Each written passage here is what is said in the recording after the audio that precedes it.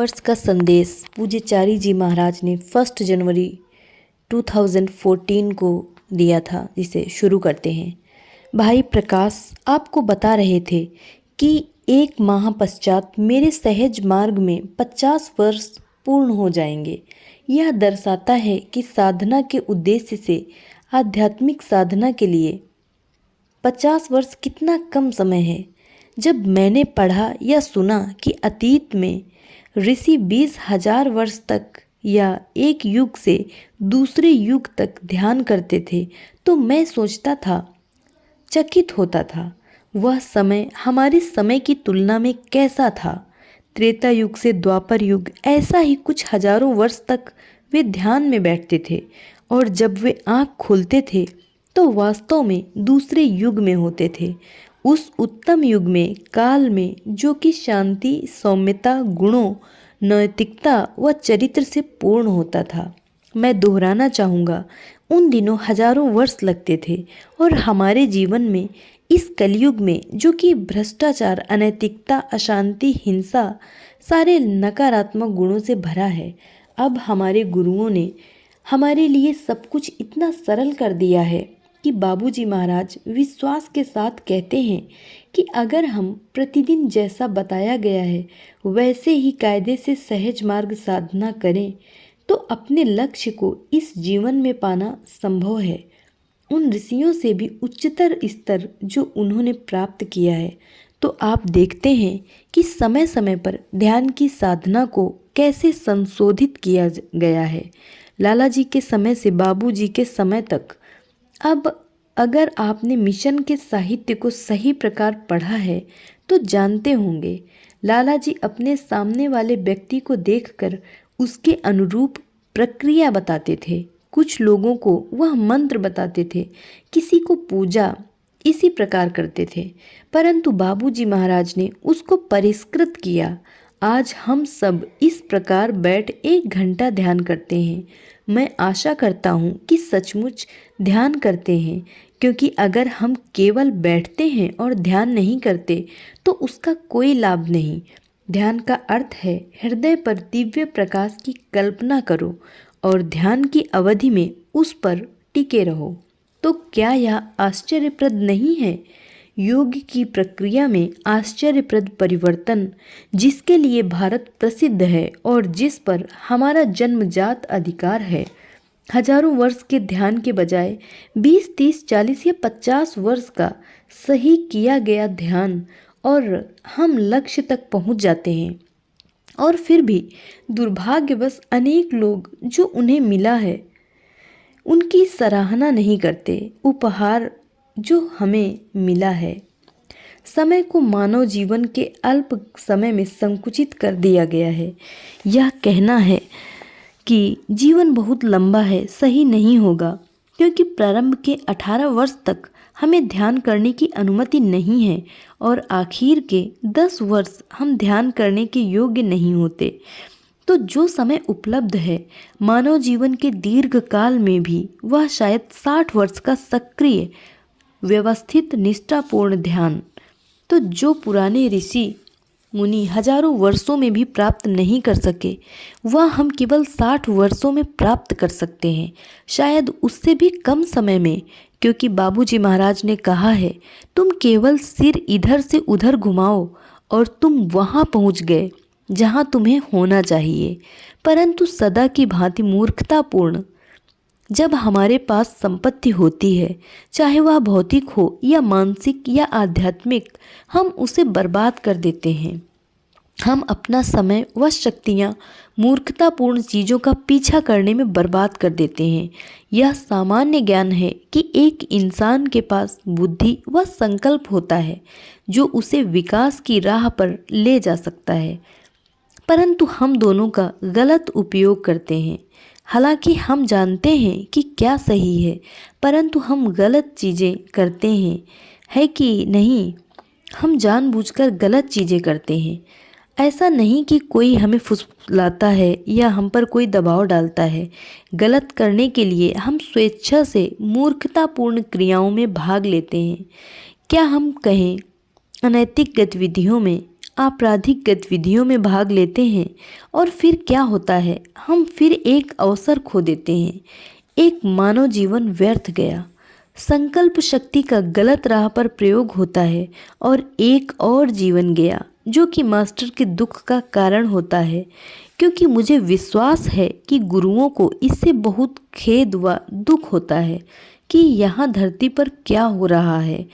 हम बाबूजी के संदेशों में बार बार देखते हैं कि वे कहते हैं मानव जीवन अनंत की तुलना में कुछ भी नहीं है, और अगर हमें विकास होना है तो इसका सही उपयोग करना है, व्यवस्थित रूप से निष्ठापूर्वक भक्ति के साथ सहज मार्ग नियमों का अनुसरण। परंतु सबसे महत्वपूर्ण, सब पूर्व धारणाओं को निकाल फेंको। किसी के प्रति कोई क्रोध नहीं, कोई पूर्व धारणा नहीं, कोई घृणा नहीं। हमारे हृदय में सब व्यक्तियों के लिए प्रेम होना चाहिए। अभ्यासी है या नहीं, इससे कोई फर्क नहीं पड़ता। एक मानव पूजने योग्य है, क्योंकि मानव जीवन प्राप्त करना अत्यंत कठिन है। इसे पाने में कितने युगों का समय लगता है, विकास में कितना समय लगता है, इसके पूर्व कि हम मानव जीवन प्राप्त करें तो मानव होने के नाते वह पूजनीय है। इसी कारण हम भारत में जब किसी व्यक्ति को देखते हैं तो नमस्कार करते हैं, मैं तुम्हारे आगे झुकता हूँ। परंतु अगर केवल हमारे हाथ उठते हैं और हमारे हृदय में केवल घृणा, क्रोध और नाराजगी है तो वह केवल पाखंडी व्यवहार है।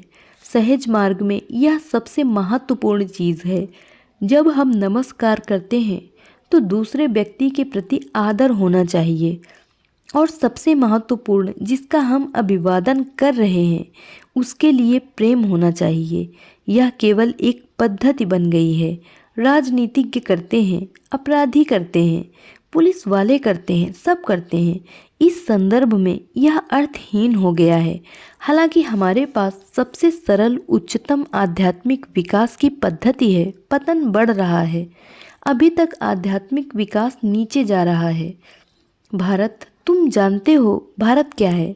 मुझे कहने की आवश्यकता नहीं, मुझे कहने में शर्मिंदगी होती है। तो कम से कम अब तो जागो, अपने हृदय से इस सारी घृणा को निकाल फेंको। दूसरे व्यक्ति का अस्वीकरण, दूसरे व्यक्तियों पर निर्णयात्मक प्रवृत्ति को निकालो। दर्पण देखो और देखो तुम क्या हो। जैसे स्नो वाइट में रानी देखती है, उसके लिए घृणा बढ़ जाती है, वह स्नो वाइट को नष्ट करना चाहती है। परंतु हमारे लिए, हम स्वयं को सच्ची नज़रों से देखें। जब हम दर्पण देखें, यह जानने के लिए कि हम क्या देख रहे हैं, सर्वप्रथम मैं अपना मूल्यांकन करने के योग्य बनूंगा, फिर स्वयं को सही करूंगा, ताकि मैं विकास की सीढ़ी पर एक एक कदम आगे बढ़ूं। नहीं तो सब कुछ अर्थहीन है। यह बहुत दुखमय है कि हमारे ऊपर हीरे अर्पण किए जाते हैं और हम उन्हें फेंक कर, पत्थर उठाकर उसे खजाने की भांति संजो कर रखते हैं। ईसाई कहते हैं कि सुअर के सामने मोती मत फेंको, वे उसका क्या करेंगे? वे उसे छोड़कर चले जाएंगे उस ओर जो उन्हें पसंद है। क्या मनुष्यों को भी वैसे ही करना चाहिए? क्या हमें ऐसा व्यवहार करना चाहिए? क्या हम यहाँ ऐसे करने के लिए हैं? क्या हमें बुद्धि व संकल्प ऐसा व्यवहार करने के लिए दिया गया है? हर बार जब हमें पता होता है कि हमें क्या करना है, हम कहते हैं ठीक है, हम कल से यह करेंगे, और वह कल कभी नहीं आता। तुम्हें जो आज करना है, अगर तुम उसके लिए अपने संकल्प को आज अभी प्रभावी नहीं कर सकते तो वह कभी नहीं होगा, क्योंकि टाल मटोल समय का चोर है। यह एक पुरानी कहावत है।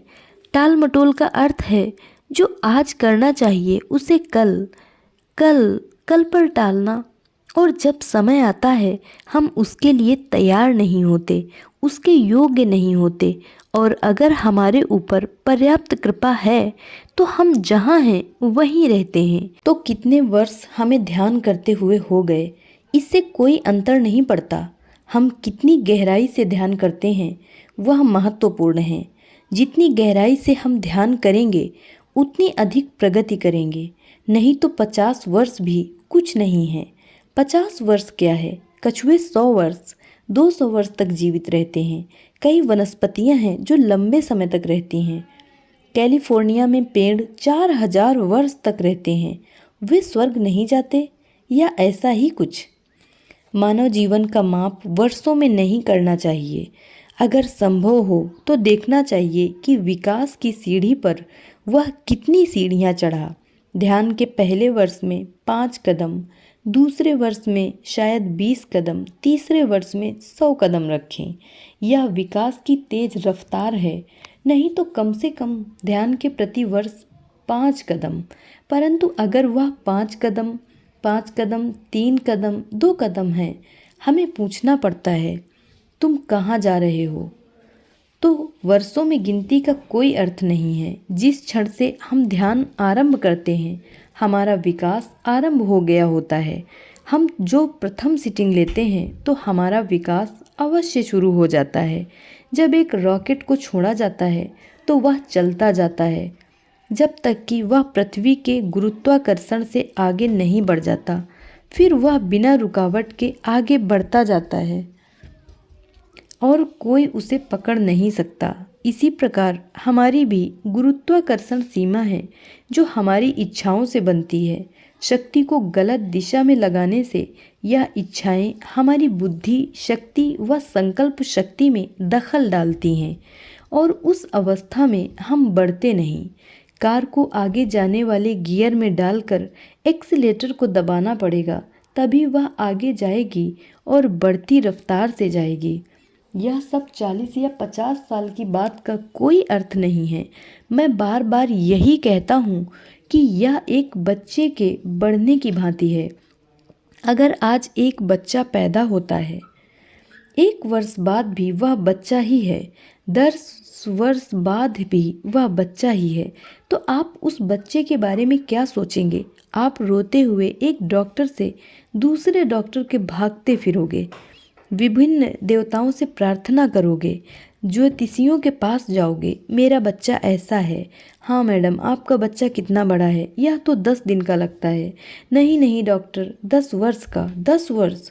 फिर डॉक्टर को पता नहीं होता कि वह क्या करे। हमारा आध्यात्मिक जीवन ऐसा नहीं होना चाहिए। क्या तुम्हारा चरित्र बदल रहा है, बेहतर हो रहा है? क्या अब तुम सबसे प्रेम करते हो? सब मनुष्यों से, दोस्त दुश्मन सबसे।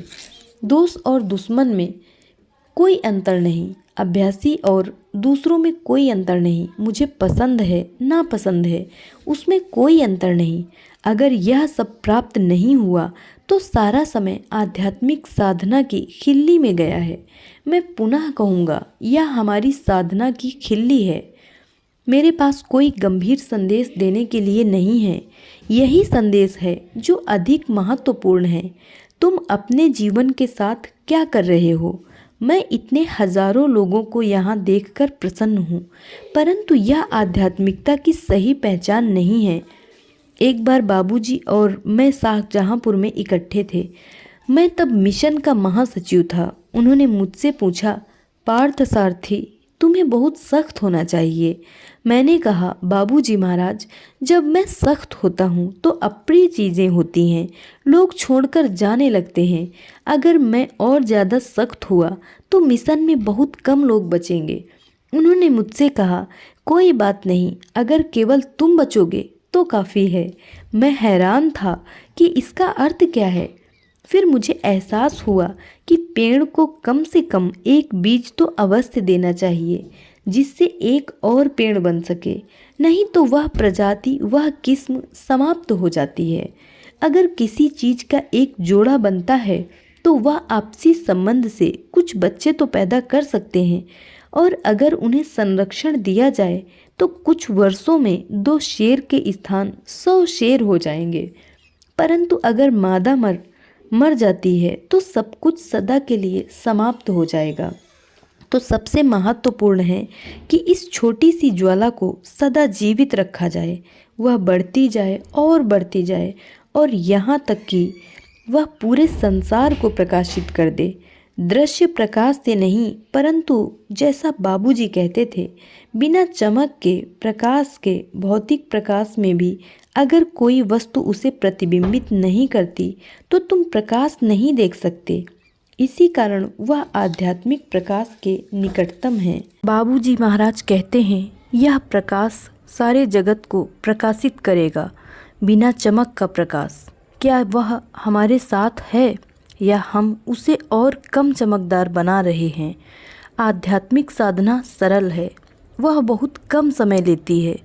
दिन के अधिकतम 2 घंटे, 1 घंटा प्रातः ध्यान के लिए और कहिए आधा घंटा सायंकाल सफाई और रात्रि प्रार्थना के लिए। अगर आपके पास बीच में और समय है तो आप 1 घंटा और ध्यान कर सकते हैं, 1 घंटा और इसी प्रकार। परंतु बीच में अंतराल के बाद तुम लगातार ध्यान नहीं कर सकते। आध्यात्मिकता में संदेश और भी छोटे होते हैं। यह मंच पर गुरुओं द्वारा दिए गए लंबे भाषण की भांति नहीं है, ये व्यवहारिक शिक्षाएं हैं। अगर मैं आपसे आधा घंटा बात करता हूँ तो बाबूजी उसे 3 वाक्यों में कहते थे। संदेश में एक पंक्ति ही काफ़ी है, समय नष्ट मत करो, 3 शब्द। इससे अधिक की क्या आवश्यकता है? एक बुद्धिमान व्यक्ति समझ जाता है, समय नष्ट मत करो। यह एक छात्र के लिए सही है जो आध्यात्मिक साधना कर रहा है, उसके लिए सही है, समय नष्ट मत करो। क्या यह पर्याप्त नहीं है? हमें संस्कृत में वेदों से ली गई आश्चर्यपूर्ण कथनों की आवश्यकता नहीं। अस्तो मा सद्गमय, यह विद्वानों के लिए ठीक है, परंतु क्या इतना कहना पर्याप्त है? अस्तो मा सद्गमय, तमसो मा ज्योतिर्गमय, मुझे अंधकार से प्रकाश की ओर ले जाओ। मृत्योर मा अमृतम गमय, मुझे मृत्यु से अमरता की ओर ले जाओ। अधिकतर को इसका अर्थ भी नहीं मालूम, परंतु सहज मार्ग ऐसा करने के लिए है। लोग इसे दोहराते रहते हैं, जैसा कि हम यूपी में कहते हैं, तोते की तरह राम राम रटते रहो, राम कहो, राम कहो, राम कहो। अगर इनको इनाम दिया जाए कि यह जीवन में कितनी बार राम राम कहते हैं, तो शायद यह अगले जन्म में केंद्रीय क्षेत्र में होंगे। तो अगर आप चाहते हैं अस्तो मा सद्गमय, तमसो मा ज्योतिर्गमय, तमस, ऐसा हमारा आचरण है जो हम पर शासन करता है। जीवन के हर पहलू में इससे नफरत, उससे नफरत, इस व्यक्ति से नफरत, उस स्त्री से नफरत, पूर्व धारणा, वह मूर्ख है, वह गधा है, वह यह है, वह है, वह हिंदू है, वह ईसाई है, वह रूसी है, वह अमेरिका से है। यह सब क्या है? मैं राजनीतिक एकता की बात नहीं कर रहा, मैं आध्यात्मिक सामंजस्य तालमेल की बात कर रहा हूँ, जहाँ हम सब एक संसार में भाई बहन हैं। वह संसार जिसे राज करने के लिए राजनीतिक इकाइयों में बांटा जा सकता है। जैसे किसी कमीज में 3 जेब हों, परंतु कमीज एक है। सब कुछ पूर्व धारणा है, केवल प्रेम पूर्व धारणा नहीं है। तो मेरे पास केवल 2 संदेश हैं। उससे प्रेम करो जो सबसे प्रेम करता है, जो कि सरल है। कम से कम सब दावा करते हैं कि वे बाबूजी से प्रेम करते हैं। मुझे नहीं मालूम दिल से या केवल मुंह से, तो मैं मानता हूँ कि यह दिल से है। परंतु इन सबसे प्रेम करो जिनसे वे प्रेम करते हैं। क्या किसी ने इसका अर्थ समझा है और उसे व्यवहार में लाने का प्रयास किया है?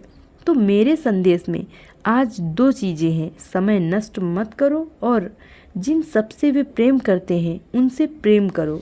मेरा सबको आशीर्वाद। धन्यवाद।